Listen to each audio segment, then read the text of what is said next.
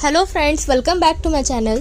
तो आज हम बायोफार्मास्यूटिक सब्जेक्ट में यूनिट सेकेंड है आपकी, उसमें एक टॉपिक है वो डिस्कस करेंगे, methods for enhancement of bioavailability. आज हम इस टॉपिक के बारे में डिस्कस करेंगे। तो चलिए स्टार्ट करते हैं। तो सबसे पहले तो जानते हैं कौन कौन से मेथड्स होते हैं फॉर एनहांसमेंट ऑफ बायोबिलिटी। जो बायोबिलिटीज़ होती हैं जो ड्रग की, उसमें जो प्रॉब्लम्स आती हैं, जो भी अप्रोचेस आते हैं, वो बेसिकली हम तीन टाइप के अप्रोचेस से क्या कर सकते हैं, बायोबिलिटी को इम्प्रूव कर सकते हैं। तीन अप्रोचेस क्या हैं? एक फार्मास्यूटिकल अप्रोच है, फार्माकोकाइनेटिक अप्रोच है और बायोलॉजिकल अप्रोचेस हैं। ये तीन टाइप के अप्रोचेस हैं जिससे हम बायोबिलिटी प्रॉब्लम को ओवरकम कर सकते हैं। फार्मास्यूटिकल अप्रोचेस में हम क्या देखते हैं कि हम फॉर्मुलेशंस को मॉडिफाई कर लें, आपका जो मैन्युफैक्चरिंग प्रोसेस है वो मॉडिफाई कर लें, फिजियोकेमिकल प्रॉपर्टीज़ हैं वो मॉडिफाई कर लें। ये सब हम फार्मास्यूटिकल के अप्रोचेस में कर सकते हैं। फार्माकोकाइनेटिक्स में हम क्या कर सकते हैं, केमिकल स्ट्रक्चर उसका हो गया, एडीएमए प्रोसेस होगी वो अल्टर कर सकते हैं। और तीसरा है बायोलॉजिकल अप्रोच। बायोलॉजिकल में हम क्या कर सकते हैं, जो ड्रग है उसकी रूट ऑफ एडमिनिस्ट्रेशन चेंज कर दें, उसकी ओरल से उसको मान लो पेरेंटल रूट कर दिया, उसका रूट जो है वो चेंज कर दे। ये आपका बायोलॉजिकल अप्रोचेस है। तो इनमें से जो आपका फार्मास्यूटिकल अप्रोचेस है वो सबसे ज़्यादा मोस्ट रिकमेंडेड है और सबसे ज़्यादा यूज़ करते हैं मेथड इन्हांसमेंट ऑफ बायोबिलिटी केस में। तो फार्मास्यूटिकल अप्रोचेस जो होते हैं उनमें जो कौन कौन से मेथड्स आते हैं जो आपके जो बायोबिलिटी को इम्प्रूव करते हैं, तो वो देख सकते हो आप। तो ये देखिए, इतने आपके अप्रोचेस हैं। आपके बेसिकली 4 मेथड होते हैं, इसमें आप देख सकते हो। उसके थ्रू हम क्या कर सकते हैं, बायोबिलिटी को इम्प्रूव कर सकते हैं। पहला है आपका इन्हांसमेंट ऑफ ड्रग सॉल्युबिलिटी और डिसोल्यूशन रेट। इसके अंदर आपके फर्दर टाइप हैं micronization, nanonization, super critical fluid decrystallization, use of surfactant, use of salt form, use of precipitating inhibitor, alternation of pH of the drug microenvironment, use of amorphous anhydrous solvate and metastable polymorph, solvent deposition, precipitation, selection, adsorption on insoluble carrier, solid solution, eutectic mixture, solid dispersion, molecule encapsulation with cyclodextrin। ये आपके जितने थे वो क्या थे, enhancement of drug solubility and dissolution को enhance करके, solubility और डिसोल्यूशन को इन्हांस करने के ये तरीके थे। नेक्स्ट आपका सेकंड है enhancement of drug permeability. Drug permeability के कौन कौन से मेथड है, तो lipid technology, ion pairing, penetration enhancer. Third है आपका enhancement of a drug stability, तो enteric coated, complexation and use of metabolism inhibitors. ये आपके क्या है, इसमें आते हैं। और लास्ट है आपका इन्हांसमेंट थ्रू गैस्ट्रोइंटेस्टाइनल रिटेंशंस। ये आपके मेन जो मेथड्स हैं फॉर इन्हांसमेंट ऑफ बायोबिलिटी। तो अब हम सारे जितने मेथड्स हमने बताए इसके बारे में एक शॉर्ट डिस्क्रिप्शन स्टडी करेंगे सारे मेथड्स के बारे में। पहला आपका क्या था, इन्हांसमेंट ऑफ ड्रग सॉल्युबिलिटी और डिसोल्यूशन रेट। हम पहले वाले मेथड में क्या कर रहे हैं, ड्रग की सॉल्युबिलिटी और इसका डिसोल्यूशन रेट बढ़ा रहे हैं। कैसे, इसके अंदर फर्दर आपका कौन कौन सा था, फर्स्ट आपका माइक्रोनाइजेशन था। माइक्रोनाइजेशन में क्या होता है, हम ड्रग के पार्टिकल्स को माइक्रो साइज में रिड्यूस कर देते हैं। माइक्रो मतलब 1 से 10 माइक्रोन में ड्रग पार्टिकल्स को हम रिड्यूस कर देते हैं।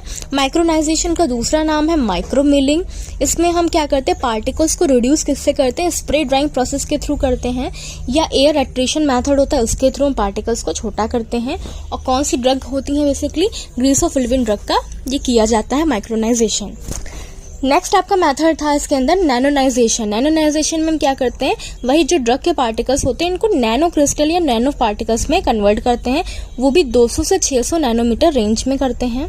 तो अगर आप ड्रग को, जो भी ड्रग है उसको डिस्पर्स करते हो लिक्विड के अंदर, नैनो क्रिस्टल ड्रग को अगर हम लिक्विड के अंदर डिस्पर्स कर रहे हैं तो उसे हम क्या बोलते हैं, नैनो सस्पेंशन बोलते हैं। एग्जाम्पल के तौर पर एम्फोटेरिसिन बी ड्रग आपकी आती है। अब इसमें क्या होता है, जो नैनो पार्टिकल्स होते हैं ये बनाने की 3 टेक्निक्स हैं। पेयर मिलिंग होता है, होमोनाइजेशन वाटर में, या होमोनाइजेशन इन नॉन एक्वस मीडिया, या वाटर विद मिसिबल लिक्विड। ये आपका क्या है, 3 तरीके हैं जिससे हम नैनो पार्टिकल्स को बना सकते हैं। अब इसके अंदर नेक्स्ट मेथड था नैनोनाइजेशन के बाद, नेक्स्ट आपका था super critical fluid recrystallisation. Super critical fluid recrystallisation का मतलब होता है, तो सुपर क्रिटिकल फ्लूइड क्या होते हैं, ऐसा सुपर क्रिटिकल फ्लूइड ऐसा फ्लूइड होता है जिसका टेम्परेचर और प्रेशर क्रिटिकल टेम्परेचर प्रेशर से ज़्यादा होता है। सुपर क्रिटिकल फ्लूइड क्या होता है, एक ऐसा फ्लूइड जिसका जो टेम्परेचर और प्रेशर जो होता है वो क्रिटिकल टेम्परेचर या प्रेशर से ज़्यादा होता है। और क्या करता है, अलाउ करता है प्रॉपर्टी जिसकी लिक्विड और गैस दोनों की प्रॉपर्टी अडेप्ट कर सकता है। ये जो फ्रूट्स होते हैं लिक्विड और गैस दोनों की प्रॉपर्टी को अडेप्ट कर सकते हैं। एक बार आपके पार्टिकल्स इस फॉर्म में आ जाते हैं, SCF में आके घुल गए, तो उसको हम क्या कर सकते हैं, रिक्रिस्टलाइजेशन कर सकते हैं, और जिससे कि पार्टिकल्स बहुत छोटे हो जाएंगे, उनके पार्टिकल साइज को आप छोटा कर ले जाओगे। ठीक, इसके बाद अब नेक्स्ट हमारा जो मेथड था वो क्या था, यूज ऑफ सरफेक्टेंट। तो भाई सरफेक्टेंट बहुत यूज़फुल होते हैं एब्जॉर्प्शन एनहांसमेंट के लिए, भाई बहुत ज़रूरी होते हैं। ये आपका एब्जॉर्प्शन को बढ़ाता है, डिसोल्यूशन रेट को बढ़ाता है, परमेबिलिटी ड्रग की बढ़ा देता है। डिसोल्यूशन रेट कैसे बढ़ाता है, क्योंकि देखो सरफेक्टेंट क्या करते हैं, वेटिंग प्रमोट करते हैं, गीला कर देते हैं। वेटिंग करेंगे, पेनिट्रेशन करते हैं डिसोल्यूशन फ्लूइड का, सॉलिड के अंदर जो है फ्लूइड और अंदर जाके पेनिट्रेट आउट कर जाए अंदर तक, तो जिससे सॉलिड क्या हो जाएगा, वेट हो जाएगा तो आसानी से वो घुल जाएगा। ये क्या था आपका यूज ऑफ सरफेक्टेंट। नेक्स्ट आपका था use of salt form. Use of salt form में हम क्या बता रहे हैं, सॉल्ट हम यूज करते हैं डिफरेंट टाइप के, तो सॉल्ट भी हमारे क्या करेंगे, सॉलिबिलिटी को इंप्रूव करता है, डिसोल्यूशन कैरेक्टर को बढ़ाता है एज कम्पेयर टू ओरिजिनल। अगर ओरिजिनल ड्रग के कंपेरेटिव देखें, अगर उस ड्रग का हम सॉल्ट फॉर्मुलेशन ले रहे हैं तो वो ज़्यादा अच्छे से डिजोल्व होकर ज़्यादा अच्छे से सॉलिबलाइज होगा। नेक्स्ट है आपका use of precipitating inhibitor. Use of precipitating inhibitor मतलब यही आपके क्या होते हैं, प्रेसिपिटेटिंग इनहिबिटर्स हम कुछ यूज करते हैं जो क्या करते हैं, प्रेसिपिटेशन मतलब अवक्षेप बनने से रोकते हैं। ड्रग को अगर प्रेसिपिटेट आउट में हो पाएगी तो हो जाएगी, तो भाई वो घुलेगी नहीं, एब्जॉर्ब नहीं होगी, तो हम क्या कर रहे हैं, इनहिबिटर्स का कुछ यूज कर लेते हैं, प्रेसिपिटेटिंग इनहिबिटर, जो क्या करते हैं, ड्रग को पीपीटी बनाने से रोक लेते हैं, प्रेसिपिटेट बनाने से रोकते हैं। कौन कौन से हम पॉलीमर यूज करते हैं, बेसिकली इनर्ट पॉलीमर यूज कर जाते हैं, HPMC यूज करते हो, PVP यूज करते हो आप, PVA यूज किया जाता है, PEG यूज किया जाता है, ये सब पॉलीमर हम यूज करते हैं as a precipitating inhibitor. Next हमारा है alteration of pH of drug micro environment. हम क्या कर रहे हैं, pH ड्रग जो ड्रग माइक्रो एनवायरनमेंट है वहाँ का pH चेंज कर रहे हो आप। तो यहाँ पे इन सिटू सॉल्ट फॉर्मुलेशन में यहाँ पे हम बफर का बेसिकली यूज करते हैं, बफर फॉर्मुलेशन में ऐड करते हैं, तो वो क्या होता है, pH आपका अल्टरेशन होने से रुक जाता है। तो बफर डेस्प्रिन टैबलेट आपकी इसकी एग्जाम्पल है। नेक्स्ट हमारा है use of amorph, anhydrate, solvate and metastable polymorph. ये आपके क्या है, तो हमने जनरली ये देखा गया, जनरल अगर हम बात करें तो जो एमॉर्फ होता है, एमॉर्फ फॉर्मुलेशन वो ज़्यादा स्टेबल, बहुत ज़्यादा सॉल्बलाइज होती है as compare to metastable polymorph. जो एमॉर्फ वाली होती है, एमॉर्फ फॉर्मुलेशन आपकी वो ज़्यादा सॉल्बल होती है as compare to metastable polymorph, और जो एनहाइड्रेट होती है वो ज़्यादा सॉल्यूबल होती है as compare to hydrate. Hydrate के कंपेरेटिव जो एनहाइड्रेट होता है वो ज़्यादा सॉल्बलाइज होता है, और जो सॉल्वेट होता है वो ज़्यादा सॉल्बलाइज होता है as compare to non solvate. ये देखा गया है। तो हमें फॉर्मुलेशन कैसे रखनी है, या तो एमॉर्फ रखें हम, या तो क्या करें एनहाइड्रेट रखें, या तो क्या करें सॉल्वेट यूज़ करें, तो वो क्या होंगे, इनका डिसोल्यूशन और सॉल्बिलिटी बढ़ जाएगी। नेक्स्ट है सॉल्वेंट डिपोजिशन। इस मेथड में हम क्या करते हैं, जो बहुत ही पुअरली एक्वस सॉल्युबल ड्रग्स होती है, बहुत ही जो पानी में नहीं घुलती है, एक्वस सॉल्युबल बहुत बेकार हैं, उसको हम डिसॉल्व करते हैं ऑर्गेनिक सॉल्वेंट के अंदर। हम जो है ड्रग बहुत ही पुअरली एक्वस सॉल्युबल है, उनको क्या करते हैं, ऑर्गेनिक सॉल्वेंट के अंदर घोलते हैं और उसको एक इनर्ट के अंदर मतलब डिपोर्ट करते हैं। डिपोजिशन मतलब होता है उसको बिछा देते हैं उस ऑर्गेनिक सॉल्वेंट के अंदर। आपने उसको घोलने के बाद क्या करते हैं, उसको हम एक इनर्ट हाइड्रोफिलिक सॉलिड मैट्रिक्स, मतलब एक मैट्रिक्स मतलब चादर टाइप की, बेड टाइप का बिछा देते हैं। इनर्ट जो कि होगा हाइड्रोफिलिक होगा और सॉलिड मैट्रिक्स होगा, जो कि स्टार्च, माइक्रोसेलुलोज किसी का भी बना हो सकता है। उस पर क्या करते हैं, इसी जो पुअरली सॉल्युबल ड्रग थी जिसको हमने ऑर्गेनिक सॉल्वेंट में घोला था, उसको उसी के ऊपर, ये जो हमने बिस्तर टाइप का बनाया है, इसी के ऊपर मैट्रिक्स के ऊपर बिछा देते हैं, डिपोज कर देते हैं। डिपोज करने के बाद जो सॉल्वेंट होगा वो उड़ जाएगा और बाकी सॉल्यूशन जो आपकी ड्रग है वो उसके अंदर सॉल्युबलाइज हो जाएगी या डिसॉल्व हो जाएगी। इसके बाद नेक्स्ट है हमारा प्रेसिपिटेशन। प्रेसिपिटेशन में हम ये बात कर रहे हैं, जो पुअरली सॉल्युबल ड्रग्स होती हैं जैसे कि साइक्लोपोरीन हो गया, उसको क्या करते हैं हम, पहले तो डिसॉल्व करते हैं ऑर्गेनिक सॉल्वेंट में जो भी इसका होगा, उसको फिर रैपिडली मिक्सिंग की जाती है नॉन एक्वस सॉल्वेंट से, जिससे कि प्रेसिपिटेशन हो जाए आपका ड्रग का नैनो साइज पार्टिकल में। पुअरली जो ड्रग्स होती हैं जो कि मतलब नहीं घुल जाती हैं, तो उनको हम क्या करते हैं, सूटेबल ऑर्गेनिक सॉल्वेंट के अंदर पहले तो अच्छे से घोला जाता है, बहुत तेज़ी से मिक्सिंग की जाती है, और नॉन सॉल्वेंट जो हैं उनसे हम क्या कराते हैं, इनका प्रेसिपिटेशन कराते हैं, नैनो साइज पार्टिकल्स को और छोटा करा देते हैं ड्रग पार्टिकल्स को, तब हम क्या करते हैं, अपना काम करते हैं।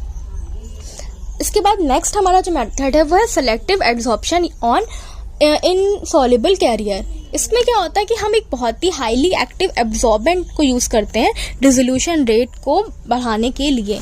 एब्जॉर्बेंट क्या करते हैं, जो बहुत ही हाईली एक्टिव एब्जॉर्बेंट लिया जाएगा जो क्या करेगा आपके डिसोल्यूशन रेट को बढ़ा देगा। किसकी डिसोल्यूशन, जो बहुत ही पुअरली सॉल्युबल ड्रग्स थी जिनका डिसोल्यूशन नहीं हो रहा था उनका क्या करेंगे, डिसोल्यूशन बढ़ाने के लिए हम एब्जॉर्बेंट का यूज़ करते हैं। अब इसमें भी क्या होता है, जैसे बेंटोनाइट एग्जाम्पल के तौर पे बेंटोनाइट है जो क्या करता है डिसोल्यूशन ग्लिसोफुल्विन या इंडोमेथासिन का बढ़ा देता है, ये हमने बताया। नेक्स्ट आपका जो मेथड है वो है सॉलिड सॉल्यूशन, या जिसे आप MELTS melts bye fusion method भी बोलते हो। सॉलिड सॉल्यूशन या मेल्ट्स बाय फ्यूजन मेथड। इसमें भाई क्या होता है, जैसे हमने कहा कि solid solute molecule disperse in a solid solvent. हम क्या करते हैं, सॉलिड जो है, सॉलिड के जो सॉल्यूट पार्टिकल्स हैं उसको हम सॉलिड सॉल्वेंट के अंदर डिस्पर्स कर रहे हैं। सॉलिड जो है उसके जो सॉल्यूट मतलब जो घुलने वाला होता है उसको सॉलिड के ही सॉल्वेंट के अंदर पहले डिस्पर्स किया जाता है, ठीक। उसके बाद क्या करते हैं, अभी जो दो कंपोनेंट हमारे बन गए ना वो क्या होते हैं, आपके क्रिस्टलाइन होते हैं। दो कंपोनेंट क्रिस्टलाइन टुगेदर एक होमोजीनियस या वन फेज में जाके आप मिल जाएंगे। भाई दो अलग अलग थे ना, सॉल्यूट और सॉल्वेंट अलग अलग थे सॉलिड के, अब इनको हमने आपस में डिस्पर्स कर दिया तो एक सिंगल फेज बन गया जो कि क्या है, क्रिस्टलाइन फॉर्म में है। तो इसे ही हम क्या बोले, ये जो अब सॉलिड सोल्यूशन बन गया, दोनों को मिला के जो सॉलिड सोल्यूशन बन गया इसे ही हम मॉलिक्यूलर डिस्पर्जन बोलते हैं या मिक्स्ड क्रिस्टल्स बोले जाते हैं, ठीक। अब इस टाइप के जो सिस्टम्स होते हैं वो फ्यूजन मेथड्स के थ्रू प्रिपेयर होते हैं, इसीलिए उसको हम मेल्ट्स बोलते हैं। ये जो सिस्टम हमने बनाया ऊपर वाला कि सॉलिड सॉल्यूट को सॉलिड सॉल्वेंट के अंदर डिस्पर्स किया और ये जो होमोजीनियस मिक्सचर तैयार हुआ इसे हम क्या करते हैं, फ्यूजन के थ्रू, मतलब फ्यूज ही तो कर रहे हो भाई दोनों को, तो इसीलिए इसको मेल्ट्स बोलते हैं। इस मेथड को हम मेल्ट्स बोलते हैं। कौन कौन सी ड्रग्स का होता है, तो ग्लिसोफुल्विन और सक्सिनिक एसिड का ऐसा होता है। अगर हम ये क्या करते हैं, मेल्ट फॉर्मुलेशन या सॉलिड सोल्यूशन बना लेते हैं तो ड्रग का क्या होता है, सॉल्युबिलिटी या डिसोल्यूशन रेट क्या है आपकी इंक्रीज कर जाती है। नेक्स्ट है आपका यूटेक्टिक मिक्सचर्स। क्या होते हैं, ये भी आपके जो यूटेक्टिक मिक्सचर्स होते हैं ये भी फ्यूजन मेथड के थ्रू प्रिपेयर होते हैं। इसके थ्रू भी अगर हम ये मेथड्स बनाते हैं या जो ये मिक्सचर्स प्रिपेयर करोगे तो आपका क्या होगा, आपका डिसोल्यूशन रेट और सॉल्युबिलिटी ड्रग की इंक्रीज हो जाती है। नेक्स्ट है हमारा सॉलिड डिस्पर्जन। सॉलिड डिस्पर्जन में क्या हो रहा है, जैसे कि हमने वर्ड आप सुन रहे हो सॉलिड डिस्पर्जन, इसका मतलब होता है हम एक या एक से ज़्यादा इंग्रेडिएंट को क्या करते हैं, inert carrier of solid state में डिस्पर्स करते हैं। एक या एक से ज़्यादा इंग्रेडिएंट लिए उसको हमने क्या किया, दूसरे सॉलिड स्टेट या इनर्ट कैरियर में डिस्पर्स कर दिया। एक को सॉलिड को दूसरे सॉलिड कैरियर्स के अंदर डिस्पर्स कर दिया। और ये जो तरीका होता है ना सॉलिड डिस्पर्सन, ये किसके थ्रू बनाया जाता है, हॉट मेल्ट मेथड के थ्रू बनाते हो आप, सॉल्वेंट इवेपोरेशन मेथड के थ्रू प्रिपेयर किए जाते हैं और हॉट मेल्ट एक्सट्रैक्शन मेथड। इन तीन मेथड्स के थ्रू हम सॉलिड डिस्पर्सन्स को बना सकते हैं। फिर नेक्स्ट हमारा है इसमें लास्ट जो है आपका मॉलिक्यूलर इनकैप्सुलेशन विद साइक्लोडेक्स्ट्रीन। इसमें क्या होता है कि जैसे हमने ये साइक्लोडेक्स्ट्रीन की बात करें तो साइक्लोडेक्स्ट्रीन की 3 फॉर्म होती हैं, अल्फा बीटा गामा, 3 फॉर्म्स आती हैं। इसमें जो बीटा और गामा वाली फॉर्म होती है साइक्लोडेक्स्ट्रीन की, उसकी क्या होती है, यूनिक प्रॉपर्टी होती है। यूनिक प्रॉपर्टी लाइक उसके अंदर एक अल्फा बीटा फॉर्म में एबिलिटी होती है कि वो मॉलिक्यूलर इंक्लूजन फॉर्म कर सकती है। मतलब जो ड्रग है उसको अपने अंदर क्या कर सकती है, समेट सकती है। ड्रग हम क्या करते हैं इसमें नामी इनकैप्सुलेशन। इनकैप्सुलेशन का मतलब हो रहा है कि ड्रग क्या होगी, अंदर होगी कोर के अंदर, और साइक्लोडेक्स्ट्रीन उसको पूरा आपस में घेर लेगी या इनकैप्सुलेट कर लेगी अपने अंदर। तो जो बीटा और गामा फॉर्म होती है साइक्लोडेक्स्ट्रीन की, उसके अंदर एक एबिलिटी होती है कि वो क्या कर सकती है, मॉलिक्यूल को इंक्लूज कर सकती है अपने अंदर, मॉलिक्यूल्स को बैठा सकती है और कॉम्प्लेक्स बना सकती है हाइड्रोफोबिक ड्रग का, या जो पुअरली एक्वस सॉल्युबल ड्रग्स हैं उनकी बात कर रहे हैं। तो जो मॉलिक्यूलरिटी इनकैप्सुलेशन होती है वो अगर हम मॉलिक्यूल्स को इनकैप्सुलेट कर देते हैं साइक्लोडेक्स्ट्रीन के थ्रू तो हमारी एक्वस सॉल्युबिलिटी बढ़ जाती है और हमारी जो डिसोल्यूशन रेट है ड्रग की वो भी क्या होती है, इंक्रीज हो जाती है हमारी ओवरऑल। तो ये था हमारा जितना भी था, ये मैंने जितने भी मेथड्स बताए ये सब मेथड्स थे। पहला वाला था आपका इन्हांसमेंट ऑफ ड्रग सॉल्युबिलिटी और डिसोल्यूशन रेट। इसमें था हम जितने मेथड्स थे इससे हम क्या कर रहे थे, ड्रग की सॉल्युबिलिटी और डिसोल्यूशन रेट को बढ़ा रहे थे। तो ये आपके पहला मेथड था। अब हम सेकंड मेथड की बात करेंगे, enhancement of drug permeability. Drug की परमेबिलिटी अब हमको बढ़ानी है तो इसमें अंदर फर्दर आपके जो टेक्निक्स या मेथड्स हैं, पहला है आपका लिपिड टेक्नोलॉजीज। लिपिड टेक्नोलॉजीज में क्या होता है, हम इसमें लिपिड टेक्नोलॉजीज में क्या करते हैं, इंक्रीज करते हैं number of emerging hydrophobic drug. अगर देखिए बाय डे हम ड्रग्स बना रहे हैं, प्रिपेयर कर रहे हैं, तो हाइड्रोफोबिक ड्रग जो हो रही है वो इंक्रीज होती चली जा रही हैं। तो भाई उनकी क्या होती है, लिपिड बेसिस फॉर्मुलेशन होती है। हाइड्रोफोबिक होती है आपकी लिपिड बेस फॉर्मुलेशन है। तो हम क्या करते हैं अपनी ड्रग्स को, मतलब नंबर ऑफ ड्रग्स बढ़ती चली जा रही है, बनती चली जा रही है। तो आजकल हम फॉर्मुलेशंस ऐसी प्रिपेयर कर रहे हैं लिपिड टेक्नोलॉजीज में हम लिपिड बेस्ड फॉर्मुलेशन बनाते हैं। लिपिड बेस्ड फॉर्मुलेशन बनाई जाती है। लिपिड बेस्ड फॉर्मुलेशन हम बनाएंगे तो ड्रग की वायबिलिटी अच्छी हो जाएगी। तो उसके भाई फिजियोकेमिकल, उनकी फिजियोलॉजिकल प्रॉपर्टीज भी अच्छी होंगी, मतलब डिसोल्यूशन, सॉल्युबिलिटी, पोटेंसी, सब चीज़ें क्या होंगी, बढ़िया हो जाएंगी। ऐसा क्यों हो रहा है? क्योंकि भाई जो आपकी सेल मेम्ब्रेन होती है वो भी लिपिड की मेम्ब्रेन होती है, और अगर हम लिपिड की ही ड्रग देंगे तो दोनों चीज़ें सेम हो जाएंगी। तो आपकी डिसोल्यूशन रेट या जो ड्रग का पेनिट्रेशन है वो और अच्छे से परमेबिलिटी बढ़ जाएगी। इसलिए हम लिपिड फॉर्मुलेशंस को बनाते हैं। तो लिपिड फॉर्मुलेशन जो डिफरेंट टाइप की बनाई जाती हैं डोजेस फॉर्म, वो कौन कौन सी हैं?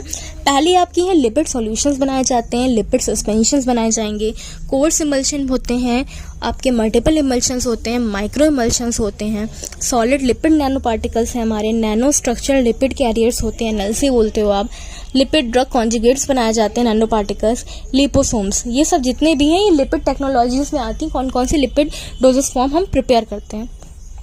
नेक्स्ट है हमारा आयन पेयरिंग। आयन पेयरिंग का मतलब होता है कि हम अपनी जो ड्रग हमने एडमिनिस्टर की, लाइक हमने ड्रग है हाइड्रोफिलिक या पोलर ड्रग एडमिनिस्टर करी, तो हम क्या करेंगे, उसको हाइड्रोफोबिक या जो नॉन पोलर के साथ में पेयर बना लेते हैं, पेयरिंग करते हैं। इसमें हम हाइड्रोफिलिक का लिपोफिलिक के साथ पेयरिंग, पोलर का नॉन पोलर के साथ में क्या करते हैं, पेयरिंग, आयन की पेयरिंग बना लेते हैं। लिपोफिलिक को काउंटर करने के लिए, इस चीज को वो करने के लिए, परमेबिलिटी बढ़ाने के लिए हम क्या करते हैं, आयंस के साथ पेयरिंग कर देते हैं। तो इससे भी क्या होगी, आपकी ड्रग की परमेबिलिटी इंक्रीज हो जाएगी। तीसरा मेथड होता है हमारा पेनिट्रेशन इन्हेंसर। पेनिट्रेशन इन्हेंसर में हम क्या बता रहे हैं, जैसे सपोज कुछ ऐसे कंपाउंड्स होते हैं जो क्या करते हैं, बायो मेम्ब्रेन के थ्रू पेनिट्रेट आउट हो जाते हैं। मतलब ऐसे कंपाउंड्स जो क्या करते हैं, इस जो ट्रांसपोर्टेशन हो रहा है बायो मेम्ब्रेन के थ्रू, इस चीज़ को बढ़ाते हैं। तो ट्रांसपोर्टेशन हो रहा है ड्रग का मेम्ब्रेन के थ्रू, या जो बायो मेम्ब्रेन है जिसके थ्रू दवा अंदर बाहर आ जा रही है, उस चीज़ को जो बढ़ाने के लिए हम चीज़ें यूज़ करते हैं, जो कंपाउंड यूज़ किए जाते हैं, उसे हम पेनिट्रेशन इन्हेंसर बोलते हैं या प्रमोटर्स बोलते हैं। मेनली ये जो इनका यूज़ कहाँ हम करते हैं, जो हाइड्रोफिलिक ड्रग्स होती हैं उनके ट्रांसपोर्टेशन या उनकी परमेबिलिटी के लिए हम क्या करते हैं, पेनिट्रेशन इन्हेंसर का यूज़ करते हैं। पेनिट्रेशन इन्हेंसर क्या करते हैं, आपकी यही लिपिड पार्ट से जाके इंटरेक्ट होंगे जो पोलर कंपोनेंट होते हैं, और जाके आपकी परमेबिलिटी को बढ़ा देगा। तो ये परमेबिलिटी में हमने क्या करे, 3 टाइप के मेथड्स थे वो हमने स्टडी किए। अब हम तीसरा जो मेथड बात करेंगे, enhancement of drug stability. Enhancement of drug stability की बात करते हैं। इसके अंदर आपके पहला जो मेथड है इसके अंदर वो एंट्रिक कोटिंग है। एंट्रिक कोटिंग क्या होती है, अगर हम दवा पे क्या कर रहे हैं, अपनी कोटिंग कर दे रहे हैं, एंट्रिक की कोटिंग कर देते हैं। कोटिंग कर देंगे तो भाई क्या होगा, आपका रिलीज ऑफ ड्रग स्टमक में रिटेन हो जाएगा। ड्रग क्या जो रिलीज हो रही थी भाई स्टमक में जाके, वो धीरे धीरे रिलीज होगी और ज़्यादा स्लोली काम करेगा।